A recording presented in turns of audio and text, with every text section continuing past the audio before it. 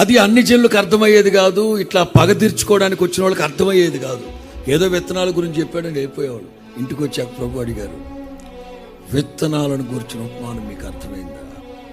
అర్థం కాలేదు పోలకుడు. అది ఏంటో చెప్పావు నువ్వు, ఏదో మేము విన్నాం. ఇంట్లో కూర్చొని డిఫరెంట్గా వివరించారు ఆ మాటలు. స్తోత్రం చెప్పండి గట్టి. నేను చాలాసార్లు నెగిటివ్గా చెప్పేవాడిని. బుర్ర తక్కువ యేసు ప్రభు శిష్యులు అసలు మెయిన్ సబ్జెక్ట్ అర్థం కానప్పుడే ఉపమానం చెప్పేవారు ఆయన. అది కూడా అర్థం చేసుకోలేనంత చదువు సంధి లేని పామరులు అనుకునేవాడిని. కాదు కాదు కాదు. నేను యేసు ప్రభు చెప్పిన 7 ఉపమానాలు ఉంటాయి.